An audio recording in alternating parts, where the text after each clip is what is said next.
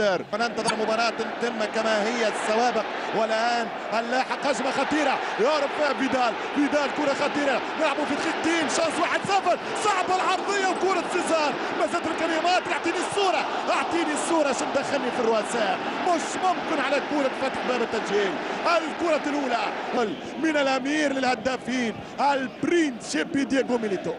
ارجع كرة كيليني يحط كرة فما ضغط الان ممتاز الانتر. ترجع مايكون الانتر ممكن يسجل الهدف الاول عن طريق البرينسيبي. مرة أخرى كرة تضيع على ميليتو ضد البارتينوبي لاتزوري نابولي.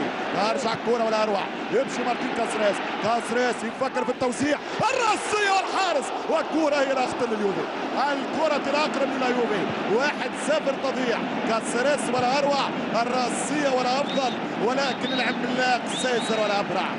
يطلع مليح من اليمين اللاعب اللاتيني والكرة ترجع عن طريق ديغان الصربي. ديغان يحط كرة ميليتو يسدد والحارس مرة أخرى دييغو يسدد وعالية. فرصة كبيرة فرصة خطيرة كرة ملعوبة الثمينة للأرجنتيني البرينسيبي ميليتو. يمشي بالكرة هوبي يصلح خطيرة يا ولد ولا أروع يا ولد ولا أجمل. الفريق الأمثل الإنتر يلعب برشا ذكاء لكن مثل أيضا الأشياء السيئة الإنتر أنه عنده سوء حظ.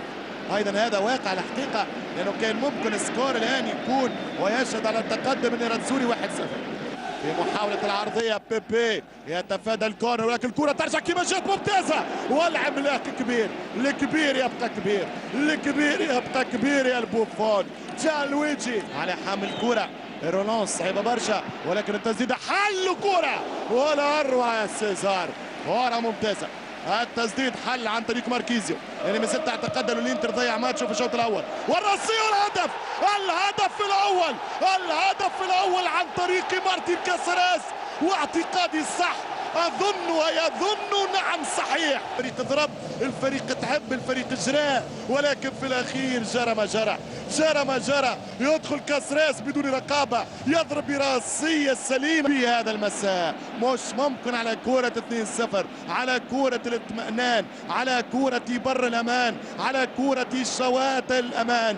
فرصه تضيع والانتر وقف والثاني الهدف الثاني عليه. اتعلم من المعلم اتعلم وبعدها غني اتكلم وحرر. شوف السيناريو مسهاه الانتر لعب في شوط ونهار في الثاني واليوفي يقول له الكره هداف الكره اجوال الكره بونتوات الكره ريتي ورا ريتي بوت ورا بوت جول ورا جول جولاثو ورا جولاثو دور ورا دور هدف من بعد هدف من اجل اكبر هدف اسكوديتو يا لا سينيورا.